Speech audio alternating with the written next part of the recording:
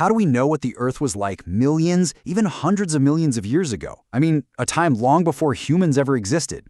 Well, it turns out the planet left us clues, locked away in stone. And today, we're going to learn how to read them.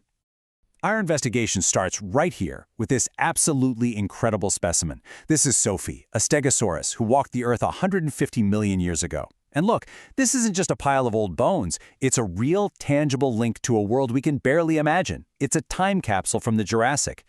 But how do we know how old it is, or that it was buried in a pond, of all places? That's the central mystery we're going to unravel. We are going to become fossil detectives.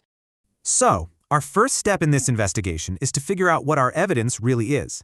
What is the message that's locked away in this stone? You know, one of the sources we looked at put it perfectly. This really is a mystery story. And scientists are the detectives, using clues they find in fossils and rocks to piece together this incredible epic history.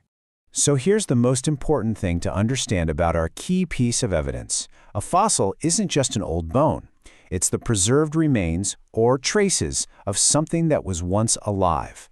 And it's only captured when the geological conditions are just right. And as we're about to find out, just right is unbelievably rare. Now, even though fossils are our absolute best clues to the past, the truth is most living things never become one, not even close. Becoming a fossil is basically like winning the geological lottery. It takes this unbelievable chain of events to go perfectly. And get a load of this number, less than 1%. Think about that. That means for every single fossil we find, who knows how many entire species have lived and died and vanished without leaving a single trace. It really makes the evidence we do have that much more precious. So how does this lottery actually get won? Well, as you can see, it's a whole journey. First, something dies and sinks. Then, all the soft stuff, the skin and muscle, decays away, leaving the hard skeleton. Now, here's the critical step: rapid burial. It has to get covered by mud or sand really quickly to protect it. Then, over millions of years, as that sediment hardens into rock, minerals seep into the bones, basically creating a perfect stone copy. And even after all that, the Earth's crust has to shift and erode just right to bring it back to the surface for us to find it. Every single one of those steps has to happen. It's amazing. And this explains so much about why our library of the past has, well, a bit of a bias. That whole process works best underwater, in rivers, lakes, and oceans where sediment is constantly settling down. And that's exactly why the fossil record is packed with marine life. It's not because there are necessarily more of them, but because the conditions for becoming a fossil were just so much better down there. Okay, so fossils are not a one-size-fits-all kind of clue. They come in all these different forms, and each type gives us a totally unique piece of information. It's kind of like different kinds of books in a library. So, for example, on the left we've got a permineralized fossil. That's the process we just talked about, where minerals make a 3D stone copy. It's fantastic for studying bone structure. But on the right you have something totally different, a carbonized fossil. Here, something delicate like a fern was squished under immense pressure, leaving just a thin film of carbon behind. You lose the 3D detail, sure, but you get to see the perfect shape of something fragile that would normally be totally lost to time. And then sometimes, paleontologists get incredibly lucky. An unlucky spider gets trapped in sticky tree sap that hardens into amber, preserving it in stunning, perfect detail. Or, in the coldest places on Earth, a baby mammoth gets flash frozen, preserving not just her bones, but her skin, her fur, even her internal organs. I mean, these are the absolute crown jewels of the fossil record. They're an almost perfect snapshot of the past. But get this, fossils don't just tell us what an animal looked like. Body fossils, the bones and shells, they show us anatomy. But trace fossils, they show us behavior. A set of footprints tells us how an animal walked. A burrow tells us where it lived. Even fossilized dung can tell us what it ate. It's the difference between looking at a photograph of someone and getting to read their diary.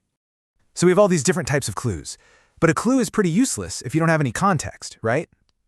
The next critical step for our detective work is figuring out just how old these things really are. So the first method is actually pretty straightforward. It's called relative dating. It doesn't give you a specific year. It just tells you if one thing is older or younger than another. It's kind of like looking at a stack of newspapers and just knowing that the one on the bottom had to have been put there before the one on the top.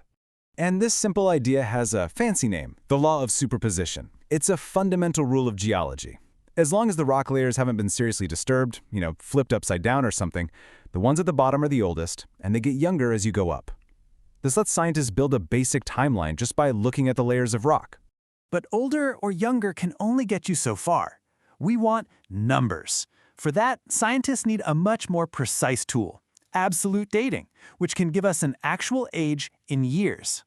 Now, this is done using radioactive elements that act like these perfect geological clocks. So let's take volcanic rock, for example. When it forms from hot lava, it contains a certain amount of uranium. Over time, that uranium predictably decays and turns into lead. The time it takes for half of the uranium to turn into lead is called its half-life, which for uranium is a mind-boggling 704 million years. So by measuring the ratio of uranium to lead in a rock, scientists can calculate exactly when that rock first cooled and hardened. Okay, now here's the really clever part. You can't actually use this method on the fossil itself because fossils are in sedimentary rock, not volcanic rock. So what scientists do is find the layers of that volcanic rock above and below the fossil layer. By getting an absolute date for the layer below it and another absolute date for the layer above it, they can create this really precise window of time in which our fossilized creature must have lived. It's brilliant. All right, we've gathered all of our detective techniques. We know what fossils are, how they form, all the different types, and how we figure out how old they are. It is time to go back to our opening mystery and solve the case of the Stegosaurus. Let's look at Sophie one more time. But now we're not just seeing a skeleton, are we? We're seeing a story. We have the tools to actually read it. So what has our investigation revealed? Well, case closed. We know Sophie is about 150 million years old because scientists used radiometric dating on the volcanic rock layers in the formation where she was found. We know her environment, that she was buried in a pond, because they analyzed the type of fine-grained sedimentary rock all around her. We even know she was a young adult by studying the growth patterns preserved in her fossilized bones. Every single piece of that story was unlocked using the exact techniques we just covered. So, in the end, the fossil record isn't perfect. It's more like a storybook with tons of missing pages and even some chapters we might never find. But it is without a doubt the most powerful tool we have to look back and understand the incredible, epic history of life on our planet. And that leaves us with one last big thought.